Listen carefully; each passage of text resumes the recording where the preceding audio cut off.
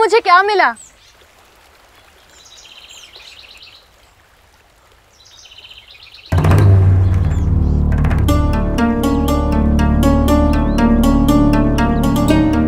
सती है किसे?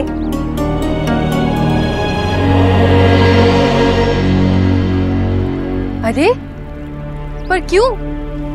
कितना सुंदर है। तू जानती भी है ये क्या है? ये रुद्राक्ष है। हमारे विरोधी मत के लोग पहनते हैं इसे। तो क्या हुआ? इसे रख लेने से मैं भी विरोधी मत की नहीं हो जाऊंगी। सती, रुद्राक्ष को स्पर्श करने भी हमारे लिए वर्जित है। यदि ऐसा होता तो पिताजी मुझे अवश्य बताते। सती तू इसे फेंकती है या नहीं? कुछ अपना के त्याग देना सती का स्वभाव नहीं। अड़ियल, पिताजी के लाड़ प्यार ने बिगाड़ दिया है इसे। सती, हो सकता है पिताजी ने तुम्हें ये पहले ना बताया हो और इस कारण वो तुम्हें क्षमा भी कर दे, परंतु इसमें कोई संदेह नहीं कि तुम्हारी इस भूल से उन्हें कष्ट अवश्य होगा। अदिति, तुझे यहाँ रहकर इसके साथ समय नष्ट करना है तो कर। वहाँ पिताजी मूर्ति अभिषेक के लिए हमारी प्रतीक्षा कर रहे होंगे।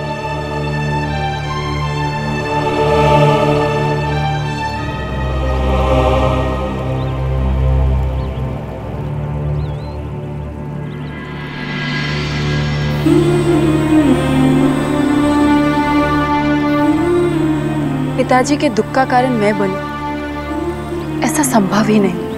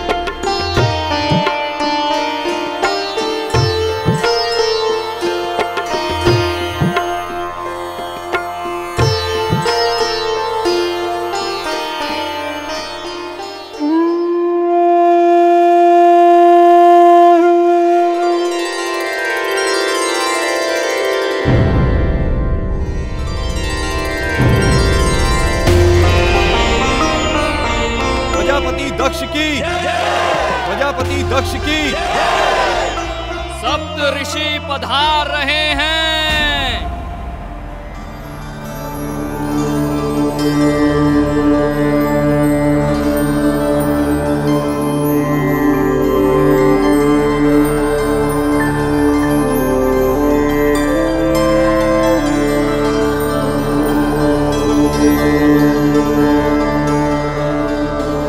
इस शुभ अवसर पर सप्त ऋषियों की उपस्थिति मेरे लिए सम्मान की बात है।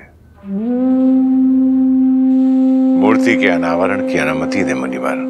अनुमति है प्रजापति, आप अपने उद्देश्य में सफल हो।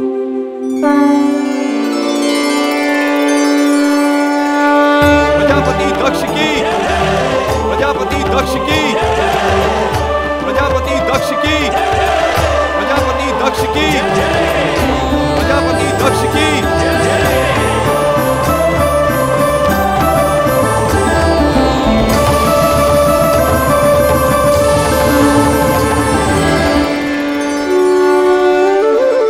प्रजापति दक्ष की, प्रजापति दक्ष की, प्रजापति दक्ष की, प्रजापति दक्ष की, प्रजापति दक्ष की।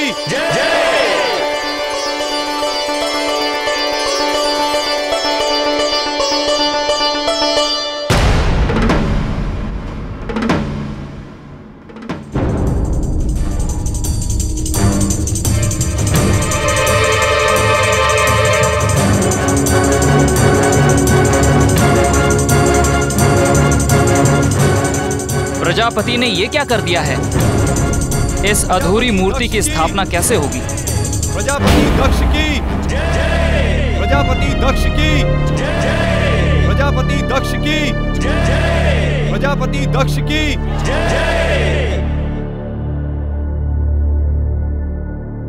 जीवित रहने के लिए भोग तो पशु पक्षी भी करते हैं। अपने हित, अपने स्वार्थ के लिए वे भी जी लेते हैं।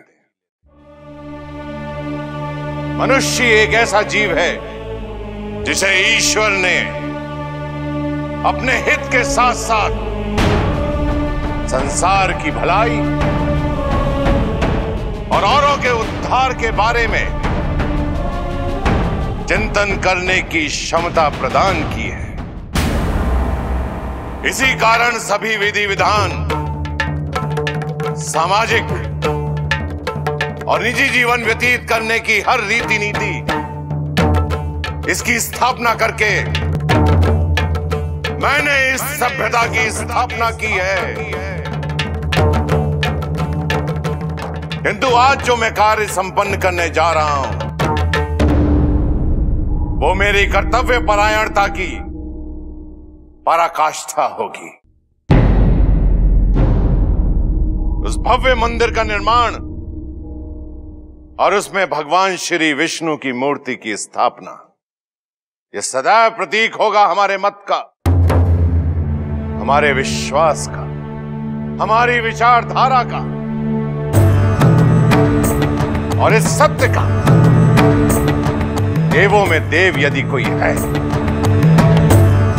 तो वो भगवान श्री विष्णु है। केवल भगवान विष्णु ही पूजनीय है, केवल भगवान विष्णु ही दर्शनीय है, उसके अतिरिक्त और कोई नहीं। प्रजापति दक्ष की, प्रजापति दक्ष की, प्रजापति दक्ष की, प्रजापति दक्ष की, प्रजापति दक्ष की, प्रजापति दक्ष की, प्रजापति दक्ष की, प्रजापति दक्ष की। मूर्तिकार, तुमने बहुत सुंदर मूर्ति बनाई है। तुम्हारी कला और तुम्हारा समर्पण सराहनीय है।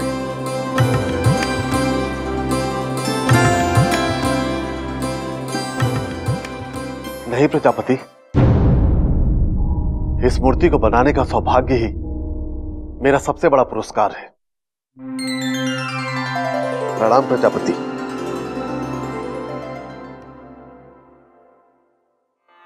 प्रजापति, मूर्ति के प्रस्थान का समय हो चुका है।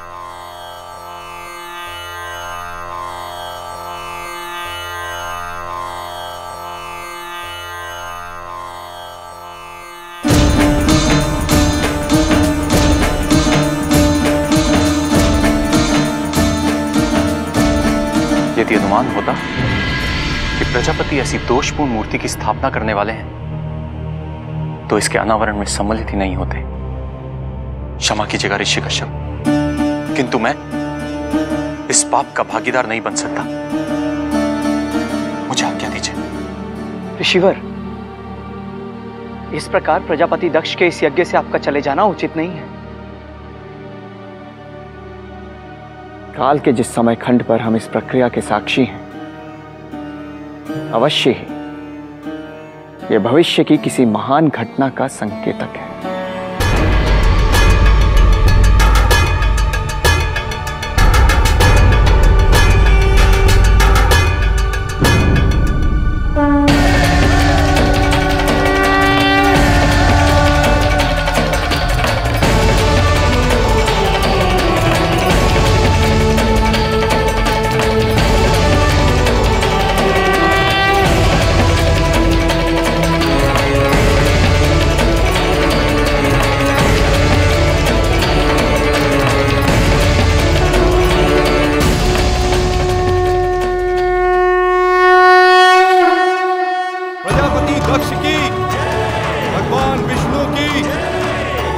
प्रजापति दक्ष की, भगवान विष्णु की, प्रजापति दक्ष की, भगवान विष्णु की, प्रजापति दक्ष की, भगवान विष्णु की, दक्ष की, प्रजापति दक्ष की।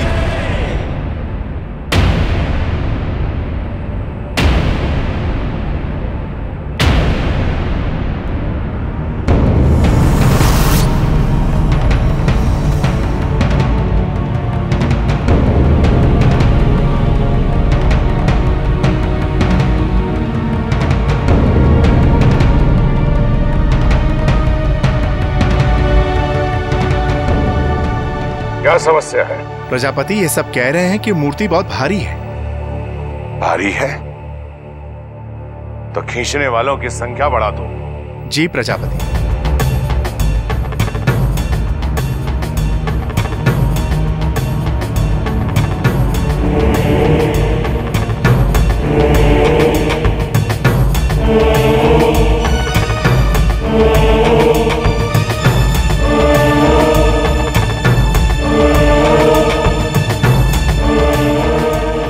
बल लगवाओ, संख्या कम पड़े तो और संख्या बढ़ाओ।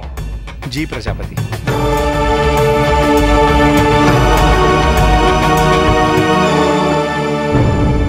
प्रजापति दक्ष,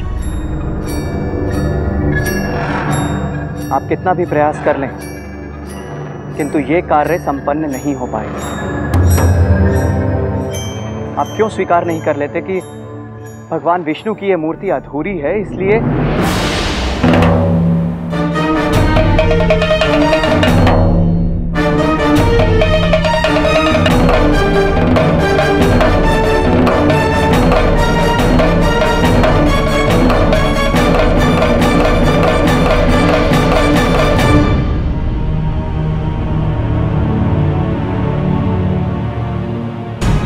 शिल्पकार, ये क्या किया तुमने? सब कह रहे हैं मूर्ति अभी तक पूरी नहीं है, इसी कारण वो मंदिर में प्रवेश नहीं कर रही। दोष तुम्हारा और अपमान पिताजी को सहन करना पड़े। आप मुझे सिखाएंगे कि भगवान श्री विष्णु का ये रूप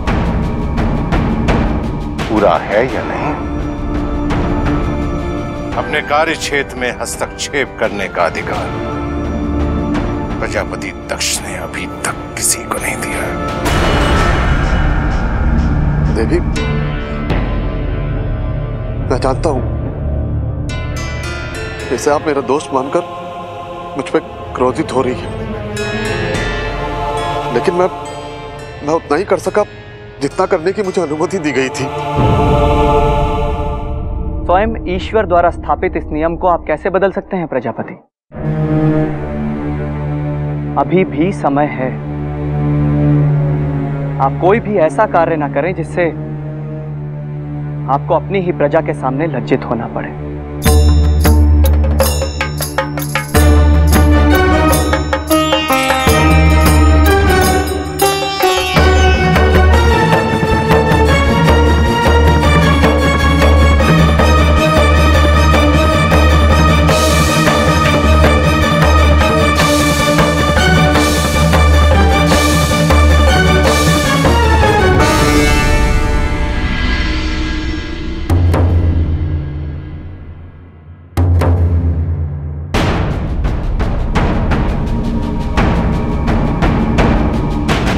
मूर्ति स्थापना में जो भी बाधाएं हैं उन्हें दूर करने के लिए विष्णु जी को और प्रसन्न करना होगा,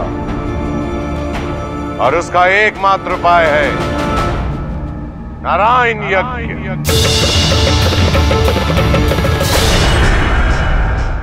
प्रजापति जी, नारायण यज्ञ कोई साधारण यज्ञ नहीं है। इसकी सफलता के लिए हमें 108 प्रकार के फूलों की आवश्यकता होगी, विशेषकर पारिजात के फूलों की। लेकिन यहां कहां मिलेंगे पारिजात के फूल?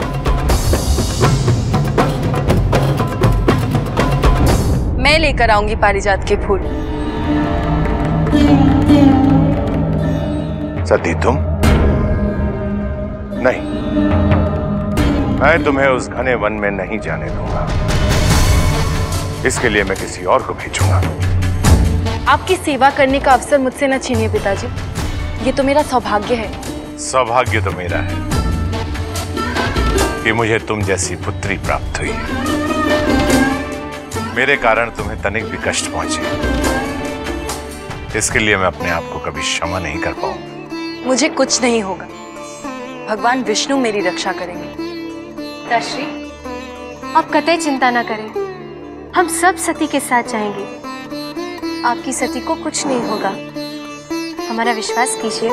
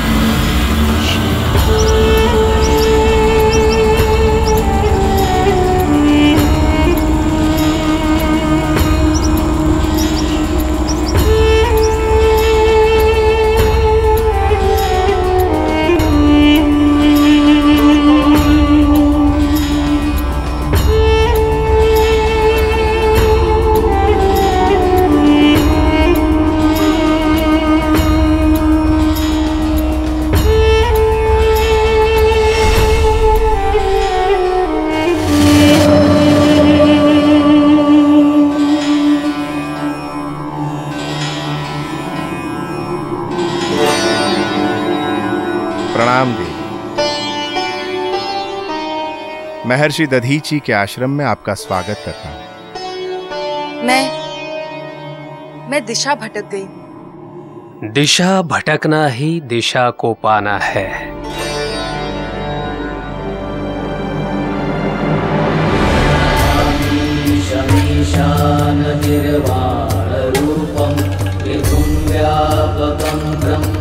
वेद स्वरूपम्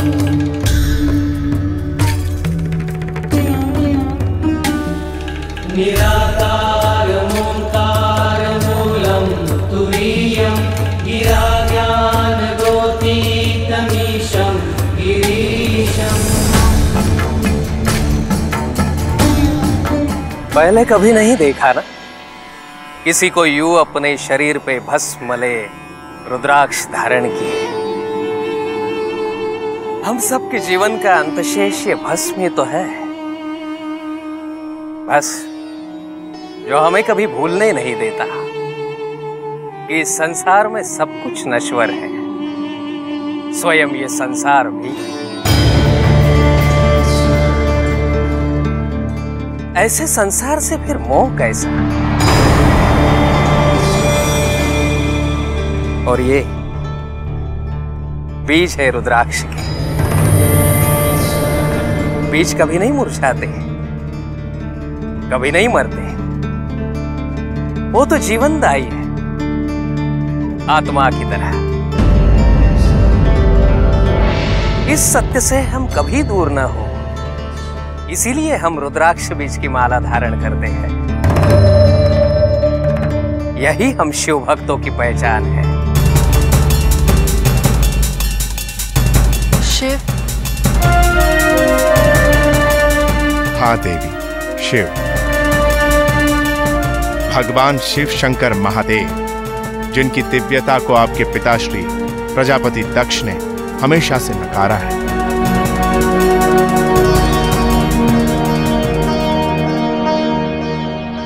हमें लौटना होगा।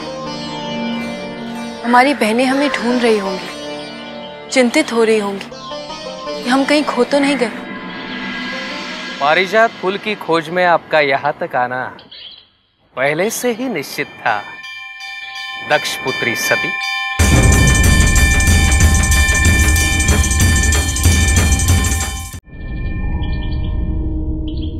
यदि सब कुछ पहले से ही निश्चित है, तो मूर्ति का मंदिर में प्रवेश ना होना भी पूर्व निर्धारित ही होगा।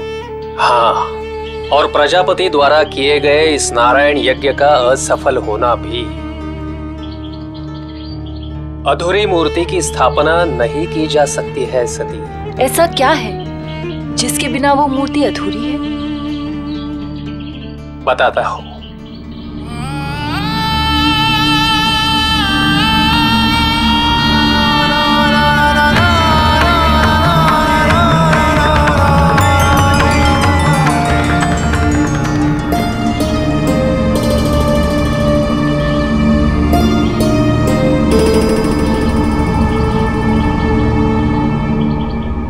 इसे स्पर्श करके अपने पिता द्वारा बनवाई विष्णु की उस मूर्ति का स्मरण कीजिए, आपको उत्तर मिल जाएगा।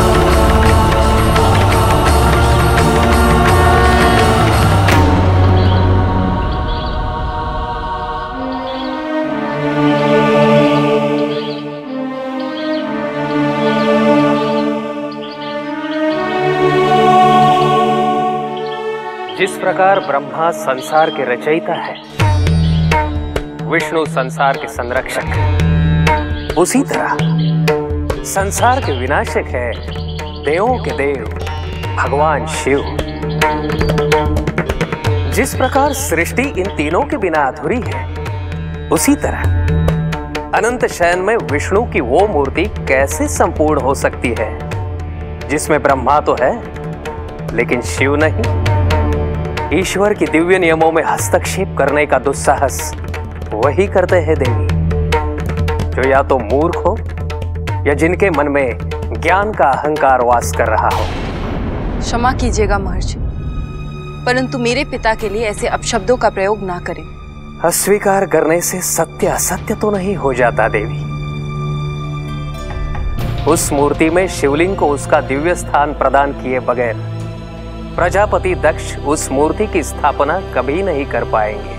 और मात्र कह देने से आपकी वाणी भविष्यवाणी नहीं बन जाएगी।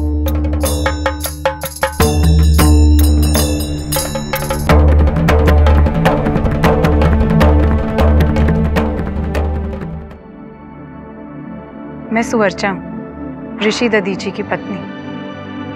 प्रणाम। ये आपके लिए। पारिजात के फूलों के लिए धन्यवाद। अब पिताजी का यज्ञ अवश्य सफल होगा।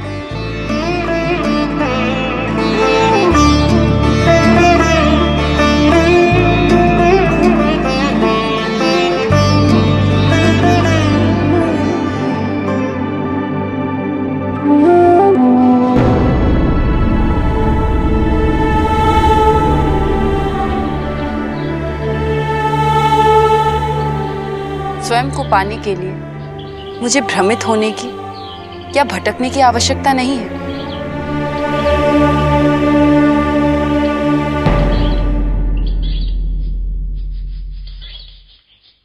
भटक तो आप चुकी है सती, बस अब देर है तो केवल स्वयं को पाने की।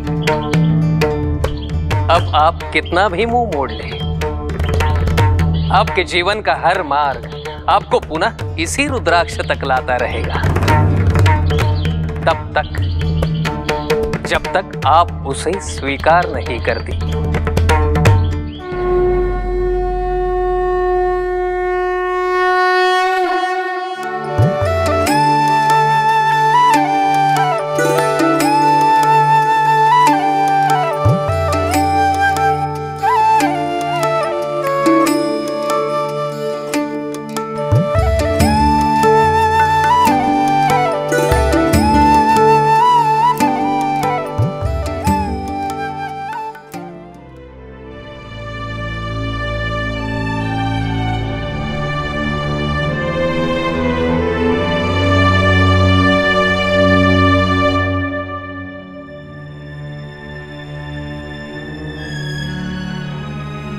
क्या ये सत्य है कि पिताजी ने तुम्हें मूर्ति में शिवलिंग सम्मिलित नहीं करने का आदेश दिया था?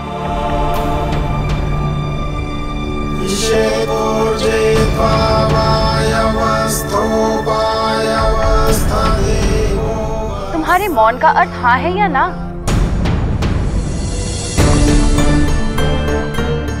क्या इसी कारण मूर्ति मंदिर में प्रवेश नहीं कर रही? देवी, यदि और कोई कारण हो तो मुझ जैसे तुच्छ मनुष्य की समझ से बाहर है।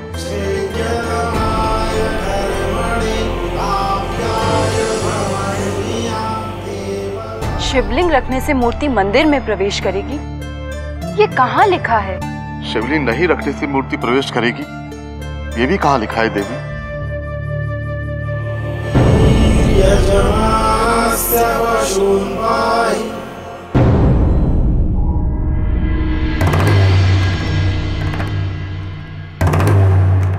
ये शिवलिंग है मेरे पास। यदि आपको विश्वास करना हो तो इसे रख दीजिए वहां, इसके स्थान पर।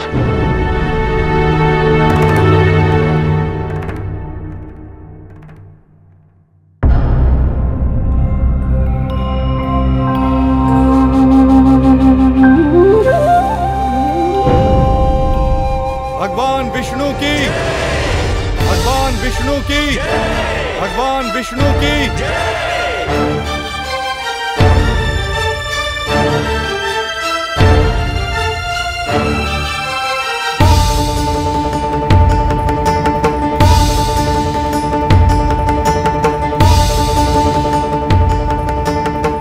देवी, शिवलिंग स्थापित कर दीजिए। मूर्ति का मंदिर में प्रवेश ना करना आपके पिता के लिए अपमानजनक होगा। प्रजा का उन पर से विश्वास उठ जाएगा।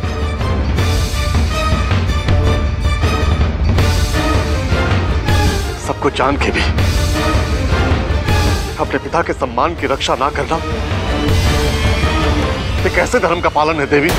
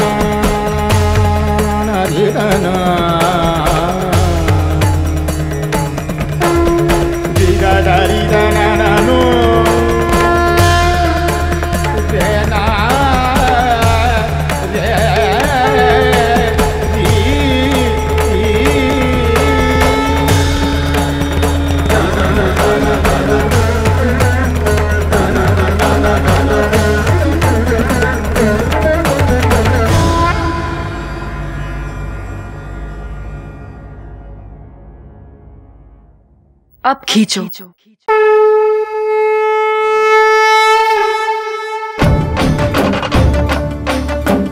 कर्पूरगौरं करुणावतारं संसारसारं भुजगेन्द्रहारं।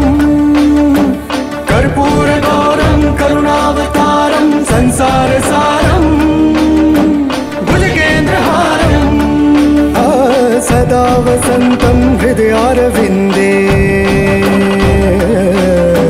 सदा वसन्तं हृदयारविन्दे। भवं भवानी सहितं नमामि, भवं भवानी सहितं नमामि।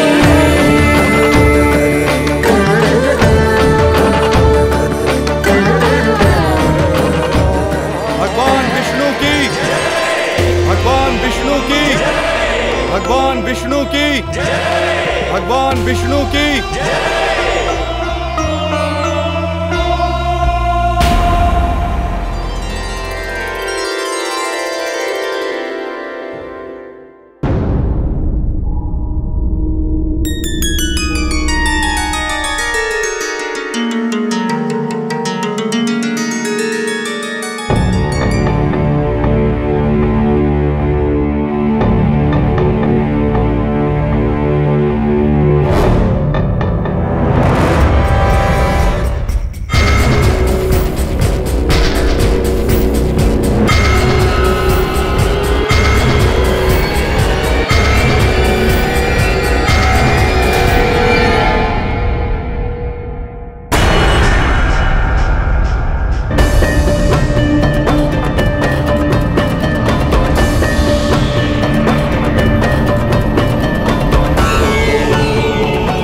किसने रखा है यहाँ?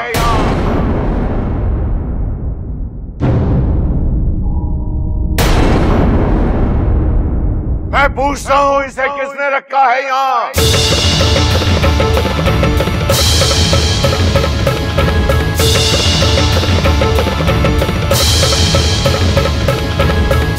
मैंने पिताश्री।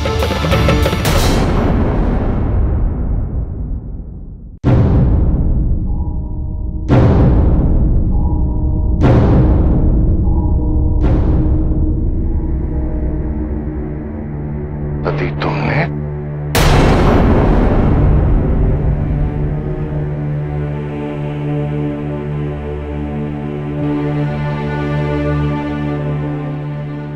मेरी पुत्री ऐसा नहीं कर सकती है।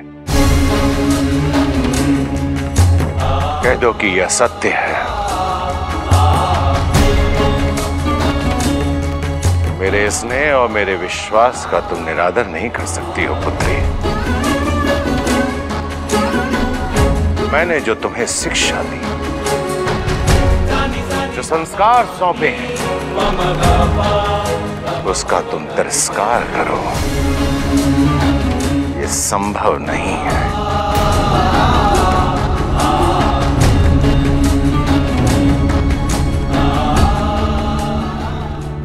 निसंदेह तुम्हें किसी ने भ्रमित किया है।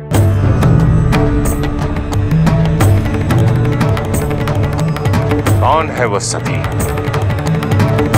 कौन है जिसने तुम्हारे मन में ऐसे दूषित विचार भर दिए हैं कि तुम अपने तात के साथ विश्वासघात कर बैठी हो?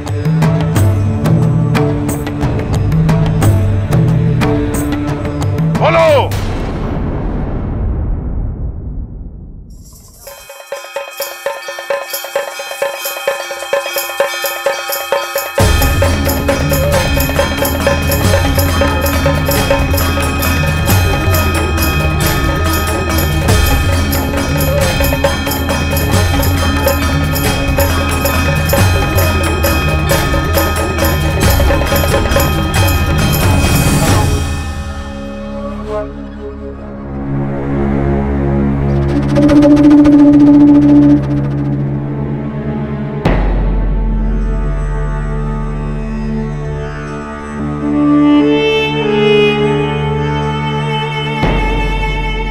आपके और मेरे बीच खींची उस सीमा रेखा को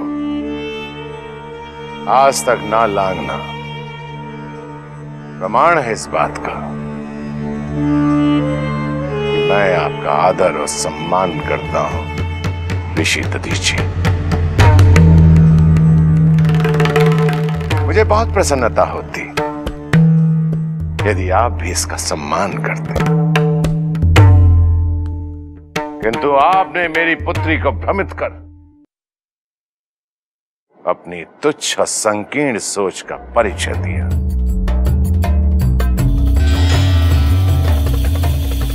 भ्रमित तो आप हो चुके हैं प्रजापति, जो भगवान शिव को पूजा अर्चना से बहिष्कृत करने की मंशा रखते हैं। आपके शिव ने मेरे पिता ब्रह्मा को कभी ना पूजे जाने का श्राप दिया था। मत भूलिए कि भगवान शिव के उस निर्णय को आपके पिता ब्रह्मा ने कितनी विनम्रता से स्वीकार किया था। आपको अनुमान भी है कि संतान के लिए पिता का अपमान क्या होता है। अपने हृदय में अपमान का बोझ लेकर जीवित रहना कितना कठिन है। तो प्रतिशोध में आपने भगवान शिव से उनकी दिव्यता छीनने का विचार कर लिया। उन्हें पूजा अर्चना से बहिष्कृत करने के लिए नियमों की स्थापना कर रहे हैं। वैसे भी आपके शिव में पूजनीय है क्या दधीची?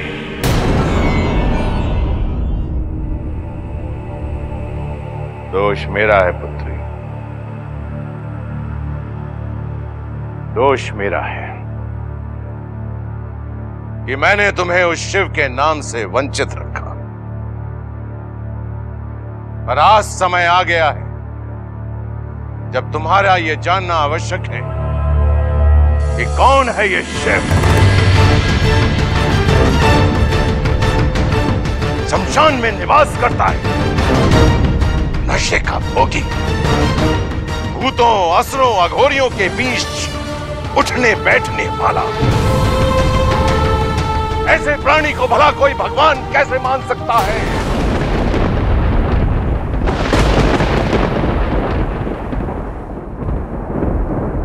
तो ये भी स्पष्ट कर दीजिए कि अघोरियों के वही शिव आपके विष्णु को इतने प्रिय क्यों हैं कि उनके बिना विष्णु ये मूर्ति स्थापना स्वीकार ही नहीं कर रहे थे।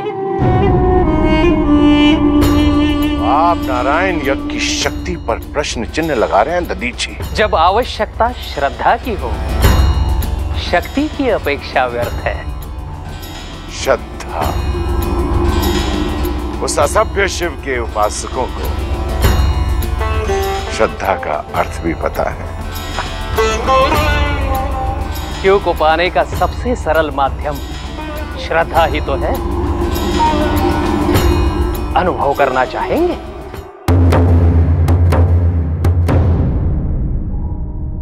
कोई नियम, किसी यज्ञ, किसी विधि की आवश्यकता नहीं होगी।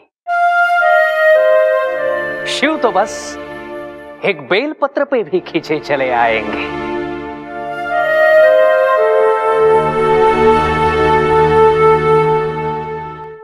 बेलपत्र लाओ।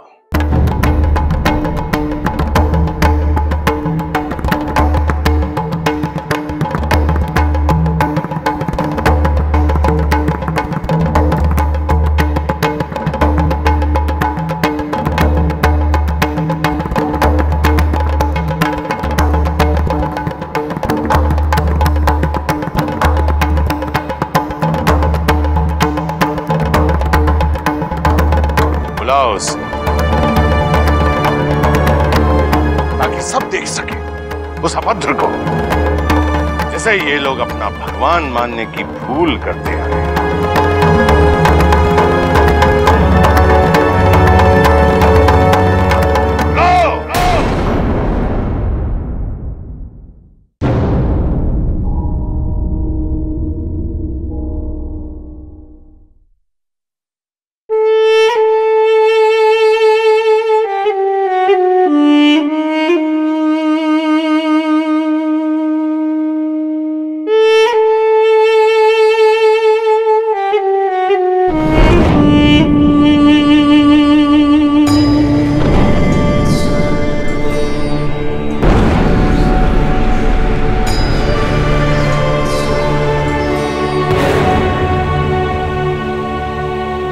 सच्चे हृदय से उनका ध्यान करो, वो अवश्य आएंगे।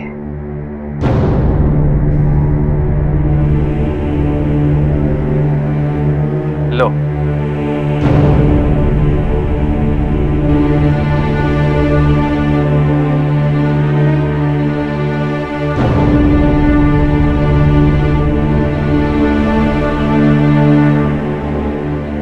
लो पुत्री।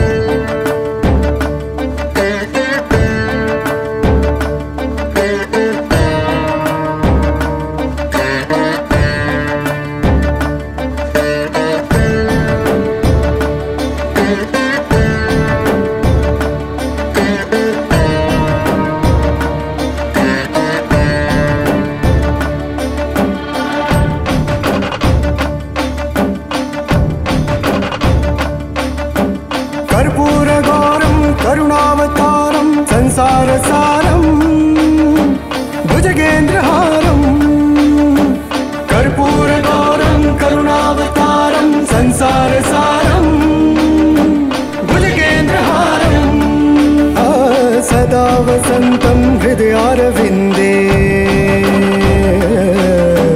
सदा वसन्तं हृदयारविन्दे भवं भवानी सहितं नमामि भवं भवानी सहितं नमामि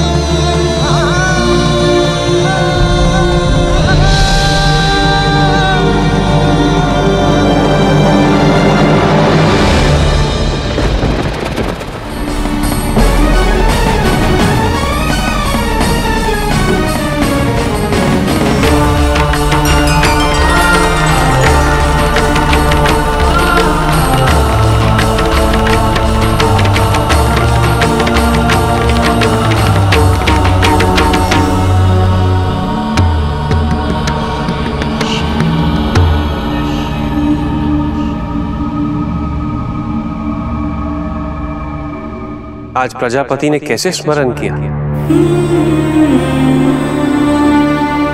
मेरी इच्छा थी कि मेरी प्रजा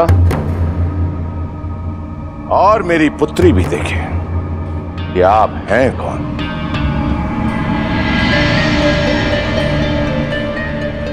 आपकी ये प्रजा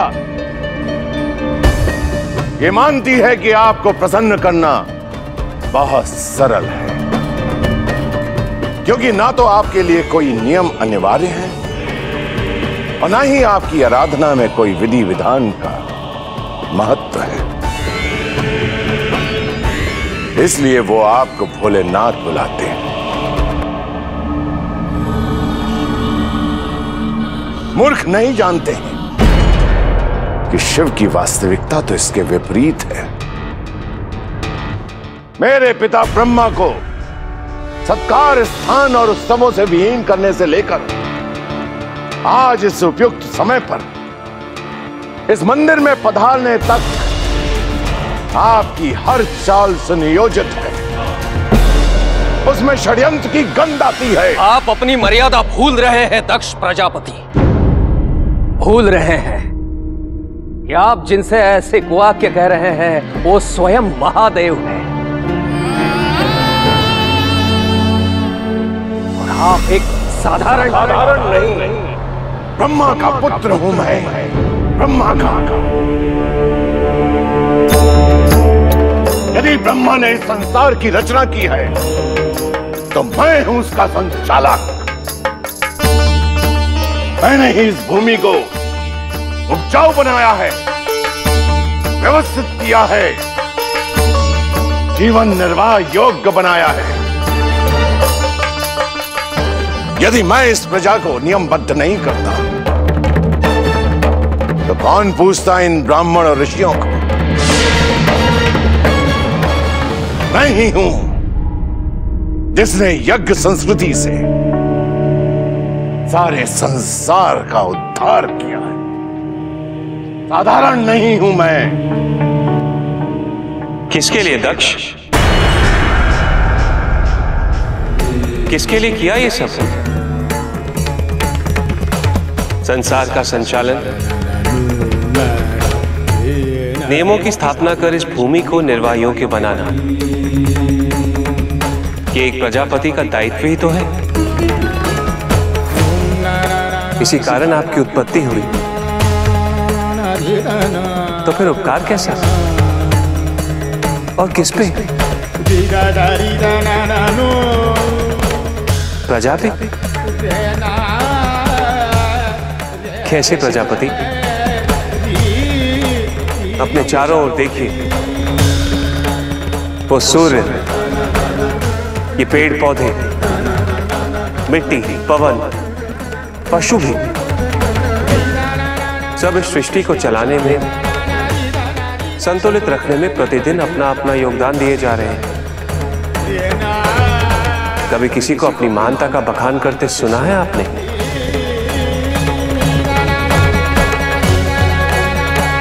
ब्रह्मपुत्र, आप तो ज्ञानी हैं, विचारवान हैं। आवश्यकता है तो अपने भीतर झांकने की, जहां सारे प्रश्नों का उत्तर प्राप्त होता है।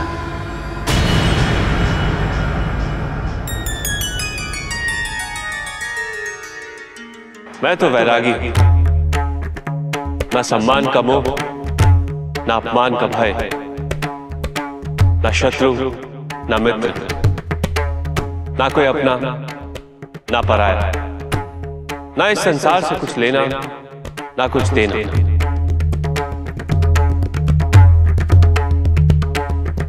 पर जब कभी धर्म के नाम पे किए जाने वाला आडंबर पक्षपात का आधार बनेगा, मैं उसका विनाश अवश्य करूंगा।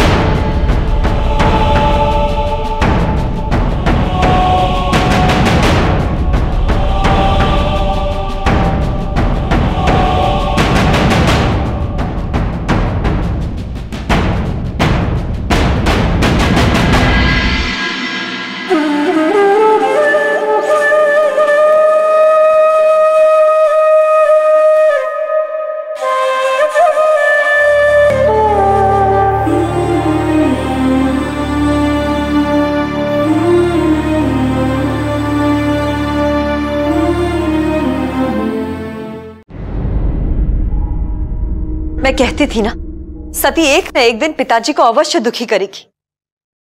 इसीलिए मैं उसकी हठ और उसके अड़ियल होने की निंदा करती आई हूं।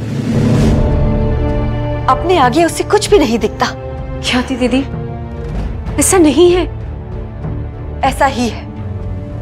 नहीं तो शिवलिंग रखने से पूर्व उसने पिताजी के मान सम्मान का तो सोचा होता। दीदी, भूल तो किसी से भी हो सकती है ना।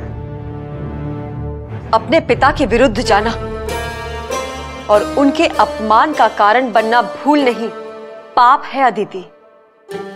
अहंकार हो चला है उसे कि जो भी वो करे वही सही है।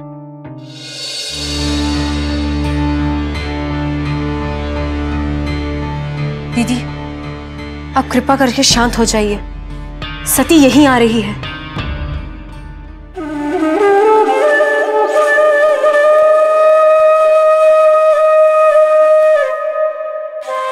पश्चाताप के वियोग में वो हर क्षण स्वयं चल रही है। उसे कृपा करके कुछ न कहिएगा।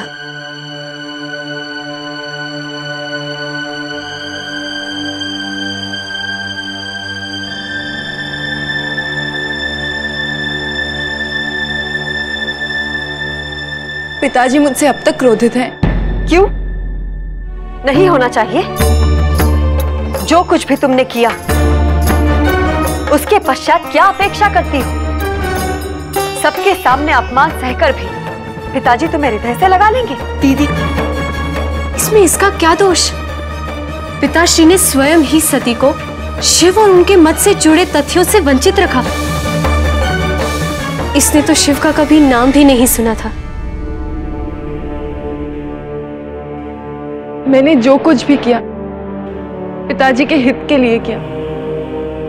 शिवलिंग रखने का बस एक ही कारण था, मूर्ति का मंदिर में प्रवेश, ताकि पिताजी पर कोई उंगली ना उठाए। शिवलिंग को वहां स्थापित कर पिताजी की विचारधारा पे उंगली तो स्वयं तूने ही उठा दी।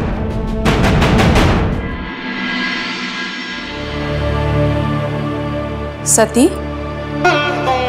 माँ,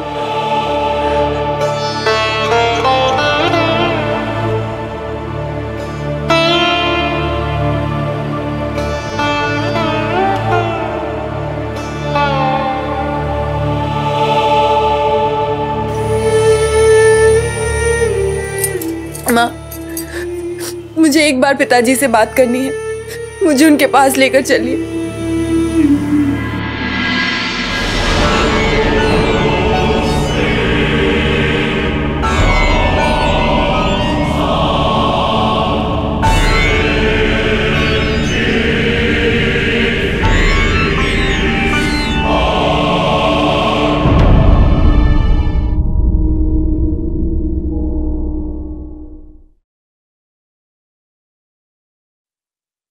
पिताजी,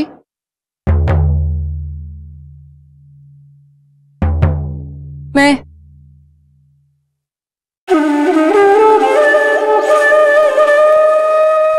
मेरी मंशा आपको दुख पहुंचाने की नहीं थी पिताजी।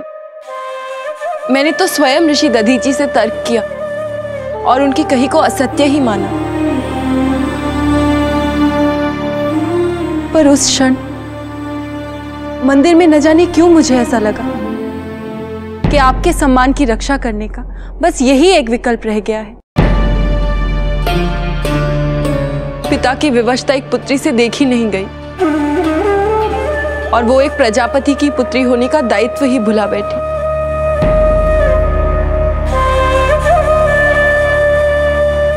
पर इसका दंड मुझे अपने मौन से न दीजिए। आपकी सती बिन वायु, बिन जल, बिन अन्न के जीवित रह भी ले, पर अपने पिता के लाड और स्नेह के बिना जीवित नहीं रह सकती। आप मुझे कोई भी दंड दीजिए, कितना भी कठोर, पर एक बार मुझसे बात कर लीजिए।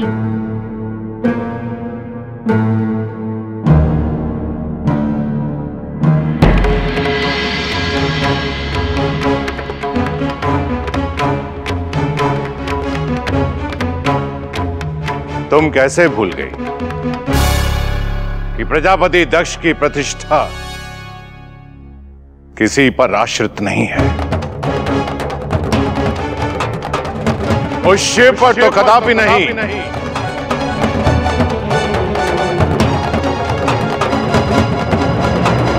मैंने तुम्हें उसके बारे में नहीं बताया क्योंकि मैं तुम्हें इस विवाद से दूर रखना चाहता था। नहीं चाहता था कि शिव का नाम भी तुम्हें दूषित करे। पर तुम तो मुझे जानती थी। तुमने इतना बड़ा निर्णय स्वयं कैसे ले लिया?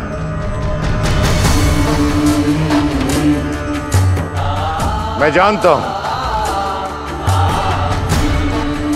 कि तुमने जो कुछ भी किया है वो मेरे हित को सोचते हुए किया, परंतु परिणाम क्या निकला? यदि सारा दोष तुम्हारा मान लो तो ये अन्याय होगा। परंतु तुम्हारी मंशा की आड़ में तुम्हारे अपराध को क्षमा करना भी न्याय नहीं होगा सती।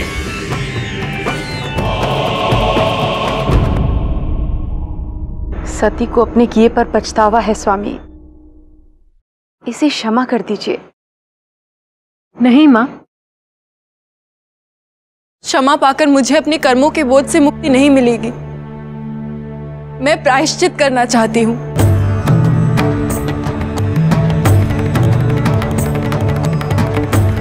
मैंने आप द्वारा निर्धारित सभी नियमों पर विचार भी किया, परंतु प्रायश्चित की कोई भी विधि इतनी कठोर नहीं जो एक पिता को दुख पहुंचाने के अपराध के लिए उपयुक्त हो। तुम ठीक कहती हो, भूल की है तो प्रायश्चित भी करना होगा।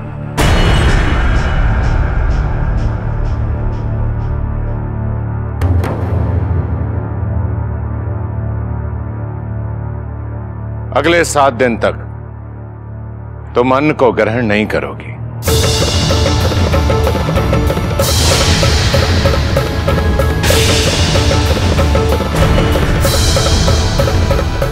फलहार की अनुमति है तुम्हें।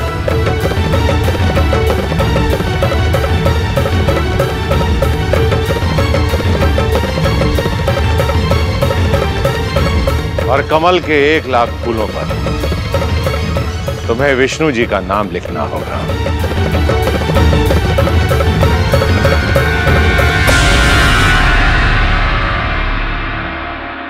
मैं वचन देती हूँ पिताजी।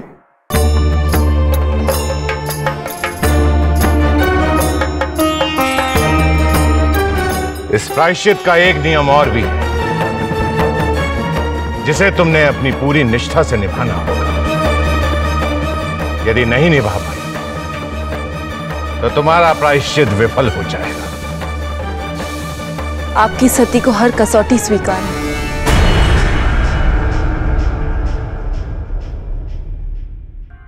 आज के पश्चात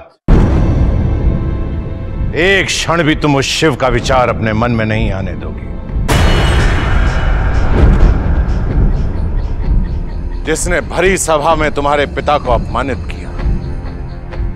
अपने जीवन से उसकी स्मृति सदा सदा के लिए बहिष्कृत कर दोगी।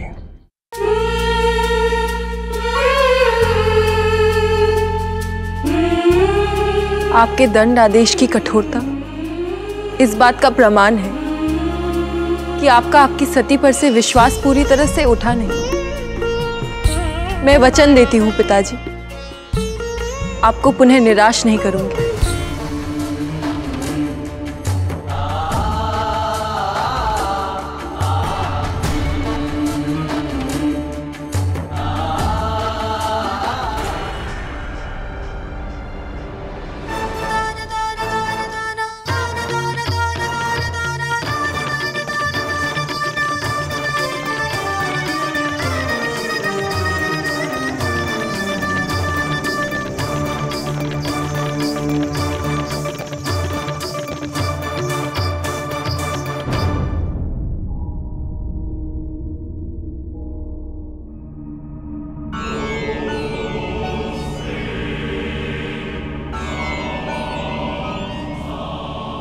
अपराधी को दंड ना दिया जाए तो उसे अपने किए का आभास कैसे होगा? और यदि आभास नहीं होगा तो उसमें सुधार कैसे आएगा?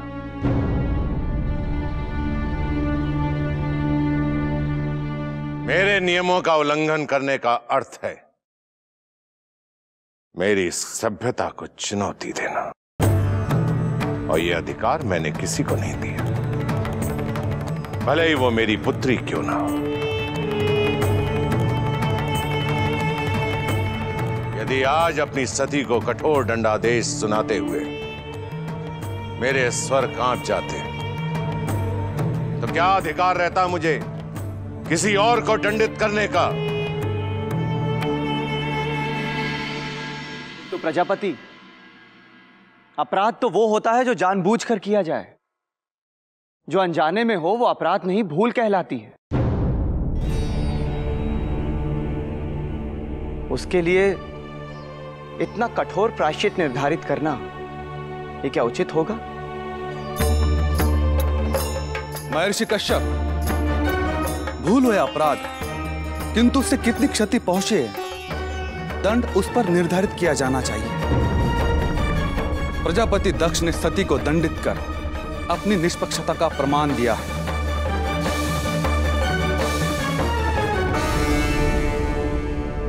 कश्यप के विचारों से मैं सहमत हूं, परंतु महर्षि भृगु के विचारों से असहमत भी नहीं। सती की इस भूल से जो क्षति पहुंची है वो किसी और के अपराध का परिणाम है, जिसने मेरे आदेश के विरुद्ध जाकर भगवान विष्णु की मूर्ति के लिए शिवलिंग बना दिया और मेरी पुत्री को भ्रमित कर उस शिवलिंग की स्थापना करने का दुस्साहस भी किया। मेरी पुत्री से अधिक दंड का अधिकारी तो वो शिल्पकार है जो हमारे दान और दया पर आश्रित रहा और हमारे साथ विश्वासघात किया तो शिव के लिए। सती के प्रायश्चित की घोषणा इसलिए अनिवार्य थी। अब जब मैं शिल्पकार को दंड दूंगा तो मेरे निर्णय की कठोरता और क्रूरता पर कोई प्रश्न चिन्ह नहीं लगा सकेगा। अमात्य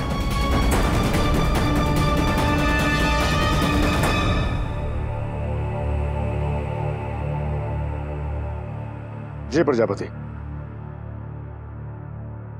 यदि उस शिल्पकार को अपने किए पर पछतावा होगा तो वो आपको जीवित नहीं मिलेगा, और यदि वो जीवित है तो उसे मेरे समक्ष प्रस्तुत किया जाए। उसके परिवार और उसके समुदाय के सभी लोगों सहित।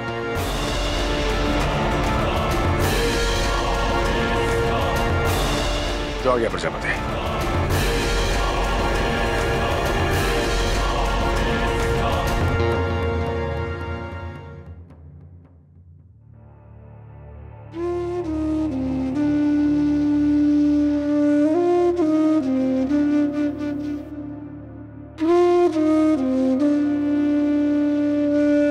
तुमने इतना बड़ा निर्णय स्वयं कैसे ले लिया? तुम कैसे भूल गई कि प्रजापति दक्ष की प्रतिष्ठा किसी पर आश्रित नहीं है? मैंने तुम्हें उसके बारे में नहीं बताया क्योंकि मैं तुम्हें इस विवाद से दूर रखना चाहता था। नहीं चाहता था कि शिव का नाम भी तुम्हें दूषित करे। जो कुछ भी तुमने किया उसके पश्चात क्या अपेक्षा करती हो? सबके सामने अपमान सहकर भी पिताजी तुम्हें हृदय से लगा लेंगे? शिवलिंग को वहां स्थापित कर पिताजी की विचारधारा पे उंगली तो स्वयं तूने ही उठा दी।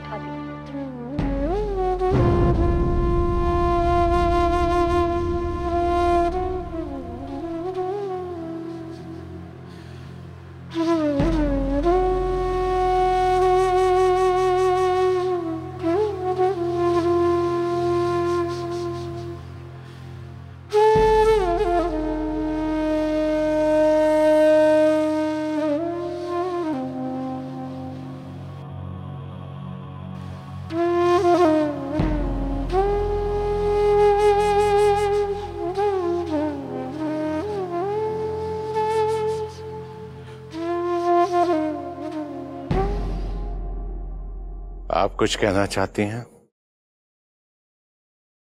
निसंकोच कहें।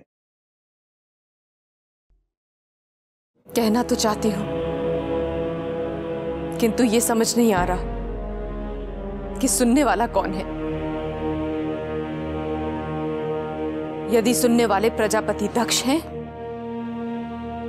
तो उन्हें मनु की पुत्री प्रसूति से तर्क करना होगा। किंतु यदि सुनने वाले मेरे स्वामी हैं, तो एक पत्नी,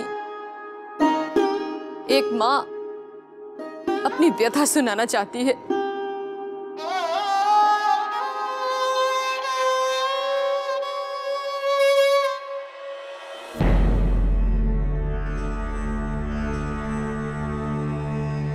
मनु की पुत्री प्रसूति से अपेक्षा है कि वो प्रजापति दक्ष का दायित्व समझे, और एक पत्नी से अपेक्षा है कि वो मेरे अपमान से उतना ही दुखी और कुंठित हो जितना मैं हूं।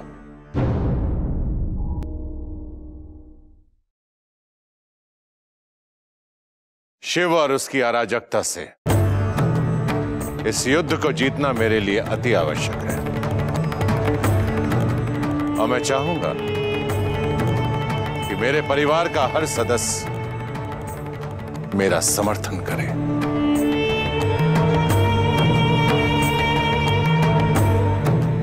मेरे समर्थन या मेरे विरोध का प्रयोजन ही क्या है स्वामी?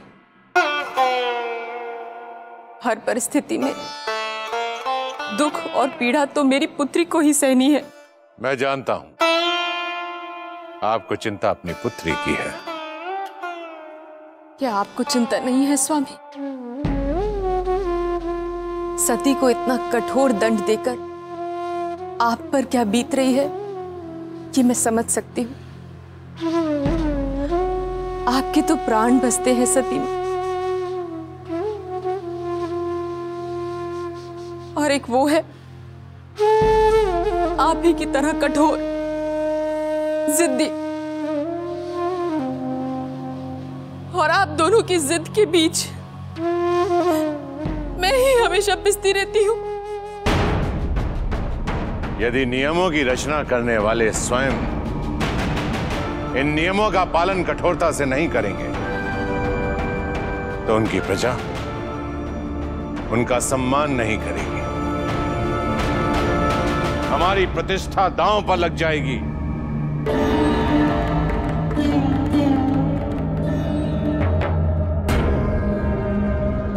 मुझे प्रसन्नता हुई कि मेरी पुत्री सती ने इस प्रायश्चित को अपनाकर यह प्रमाणित कर दिया है कि वो प्रजापति दक्ष की पुत्री है। और मुझे इस बात की भी प्रसन्नता हुई कि मेरी पुत्री ने एक पिता का मान रखा।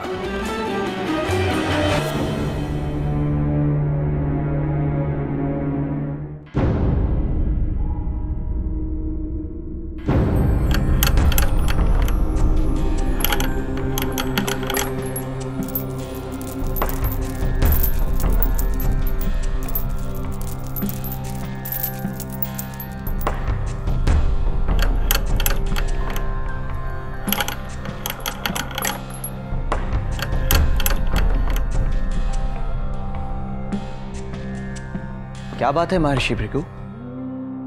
आपकी चिंता का कारण? ये किसके भाग्य की समीक्षा कर रहे हैं आप? प्रजापति दक्ष और सती के। क्या लिखा है इसमें? एक ऐसा भविष्य जिसकी कल्पना कर आत्मा कांप उठी है। एक ऐसा भविष्य जिसका विकल्प ढूंढना अति आवश्यक है। आप तो स्वयं ज्योतिष विद्या के संस्थापक हैं महर्षि। आपने सब मनुष्यों की कुंडली बनाई है। आप ही कहते हैं कि जो भाग्य में लिखा है वही होता है। तो क्या ऐसे में विकल्प संभव है? क्यों नहीं ऋषि कश्यप? यदि भविष्य इतना दुर्भाग्यपूर्ण हो तो उसे अपनी इच्छा शक्ति द्वारा अपने कर्मों पर नियंत्रण कर अवश्य बदला जा सकता है। और बात जब प्रजापति दक्ष की हो तो हमें उनकी रक्षा करनी ही होगी। सप्तऋषियों को किसी के भी जीवन में हस्तक्षेप करने का अधिकार कहां है महर्षि?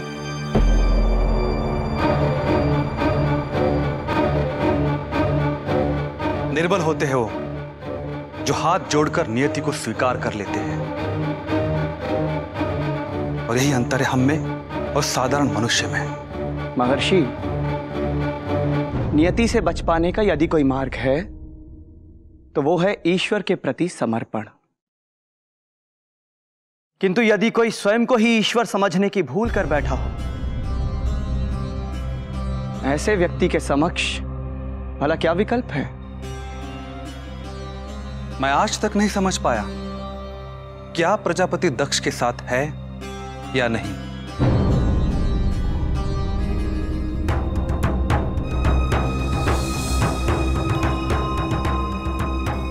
किंतु मैं प्रजापति दक्ष के साथ हूं संपूर्ण रूप से, उनके हर निर्णय में और उनके हर निर्णय के प्रत्येक परिणाम में भी।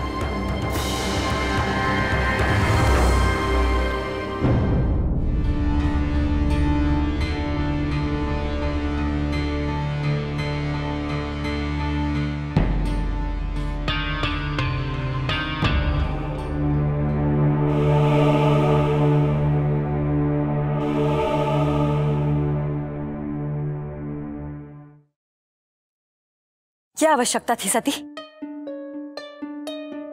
यदि पिताजी से क्षमा मांग लेती तो क्या हो जाता? ये प्रायश्चित का आडंबर करके क्या सिद्ध करना चाहती हो?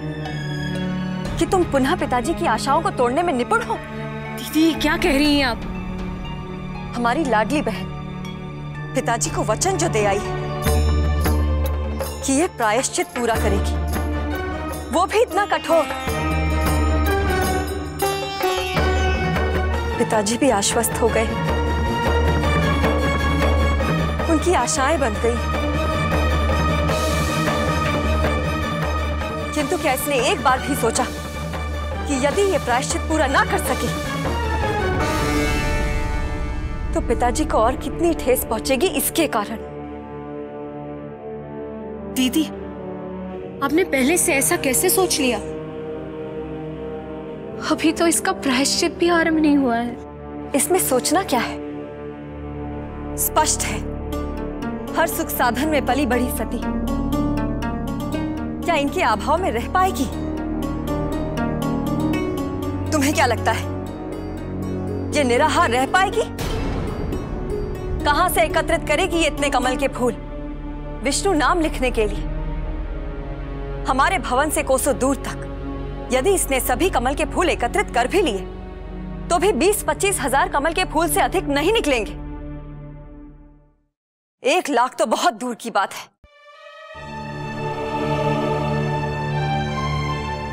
इस प्रायश्चित को विफल होना ही है, पर केवल अपने हट के कारण ये वचन दे आई है। वचन मैंने दिया है दीदी।